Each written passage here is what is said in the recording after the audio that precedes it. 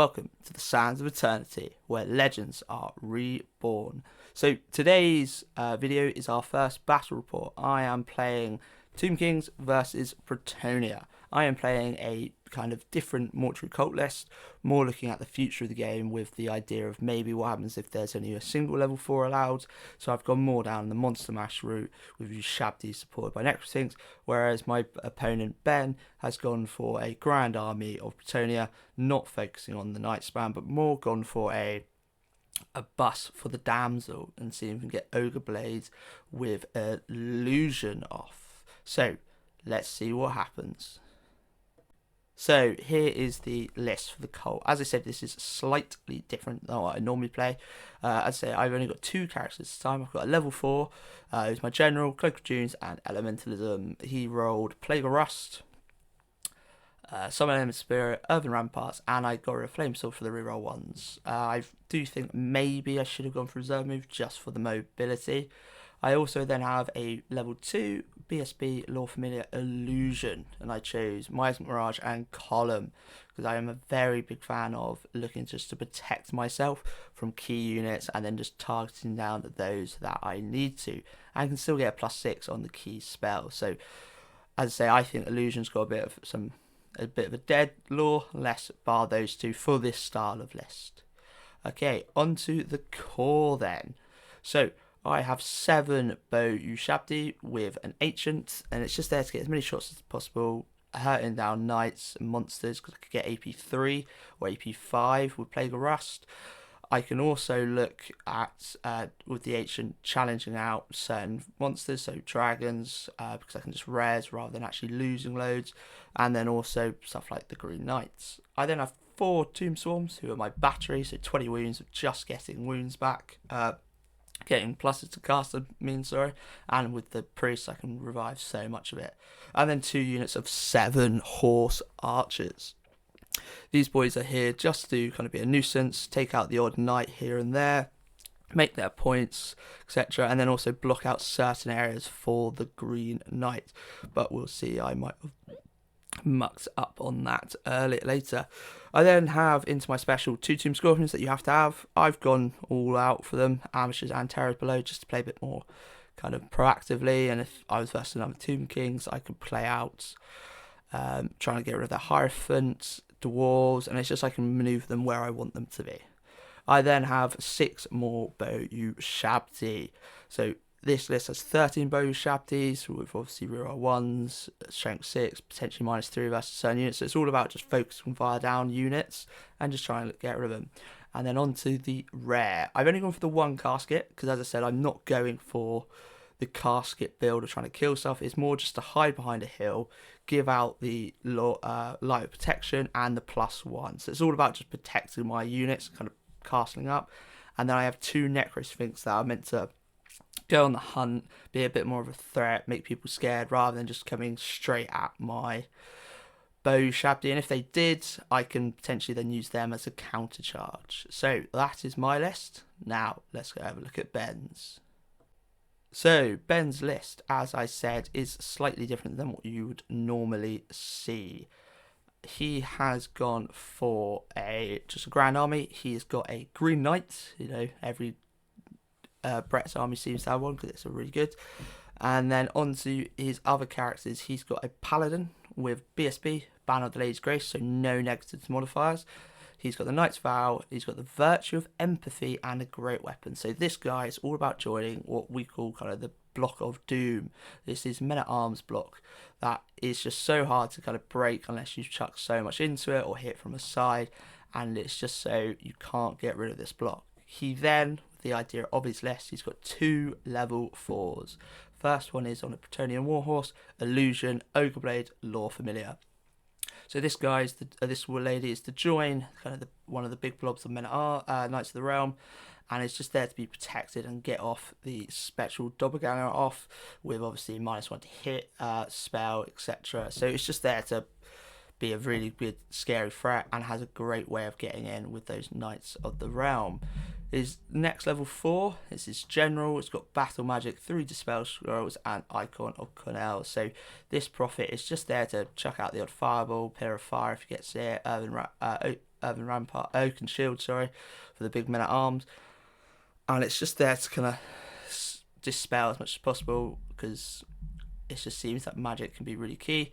And then he has this Sergeant of Arms with a halberd, and this is once again just to join the men at arms block to make it that really hard. It's got 4 challenges. It's really anti-dragon because of the stacks of combat res. So on to core, he's got a 34-man men-at-arms unit with Yeoman, Grail Monk, Sound Bearer, and Musician. For 160 points, this is one of the best tar pits that I've ever played against, and it just hurts. That's all I can say about it. He then has 2 units of Knights of the Realm. One is 9, one is 10, and the 10-man unit has the War Banner and the Gauntlet of the Jewel, just so you can't reject a challenge if he needs to.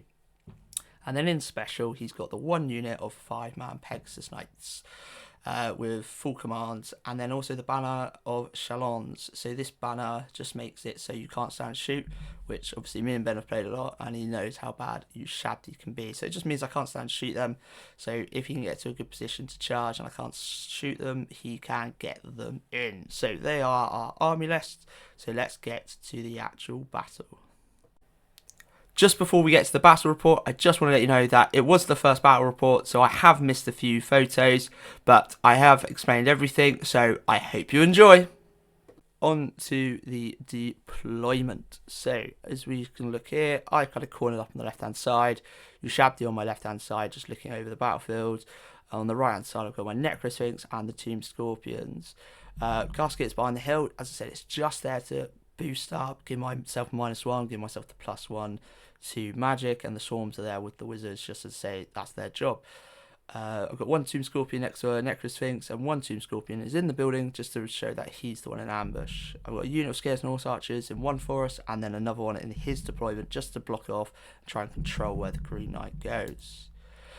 So Ben's deployment, he's kind of gone into the other corner, and he's got an idea of trying to stopping me shooting his main unit of Knights with the Damsel in. He's got his men-at-arms on his right just to look to come up and be that kind of powerhouse in the middle and just say this unkillable blob, and his Peg Knights are down one flank to try and speed down and then try and get to my wizards and Ushabti down that flank. So I got turn 1, which was lovely. So this is just the end of the movement. I've just moved up my Necrosphinx and my Tomb Scorpion. That's basically it. I moved my Scared Horse Archers to shoot and then just come back. So that's why they're still where they are. So as I say, the Necrosphinxes are up there just so you can't charge. But we'll see what happens next. And just to get ready for his kind of moving up. Just so I can double charge with certain units. Put a bit of pressure on. I did some killing. I shot 1 or 2 men-at-arms, but nothing of importance. So we go on to Ben's turn, and if you can see on that the top there, I have made a massive mistake. I forgot about the Green Knight. So his turn, he moved up where he wanted to do. He moved up that first block of men-at-arms into a position where, not men-at-arms, Knights of the Realm, where I have to deal with them. So keeping his other unit really safe. So that's kind of my target for that next time. He moved up his Peg Knights into a position just so he could start getting behind. He got some key spells off on his big blob of, I think, Glittering Robe. He's also got the regen on it just to keep himself safe. And then on that right hand side, you can see that the Green Knight has made it in because I forgot about that other forest. So my Necrosphinx is in a bunch of bother. So let's see if he can hold, because I can't hurt him because I don't have a single magical attack. I really hope someone in the comments tells me he does, because otherwise this Necrosphinx is just dead. So, end of his turn. He killed off a Tomb Scorpion with a fireball. He did only 3 wounds, and I didn't make a single save. He didn't kill the Necrosphinx. He got 2 wounds through, and I regened 1. So with my Indomitable, I only took an extra wound, so I'm down to 3 wounds over there, I believe, or it might be 4. It's one of the 2. All I know is I didn't lose too many wounds, so I'm all good there. So on to my turn 2. So there is a bit of a difference. So this is after the movement, because we talked about, like, let's just get our movement, do photos after the movement, and you can notice that I have a Necrosphinx, which is the giant spawn over there, where he had a massive unit of knights. So what happened? So I did all my spells, regened up, took some things back, moved my scarce and archers in a position just to harass. I got Plague of Rustle on those knights in the middle. So there isn't a unit there because I went to charge because I was like, I kind of have to because you're going to charge me. I was like, you've got to do a terror test, and he rolled a 9 on his terror test, so he had to flee. They're only leadership at 8, his Brets, which is the thing that's letting him down. So he rolled his flee. He didn't roll very great, but enough to kind of keep him on the board, but too far away.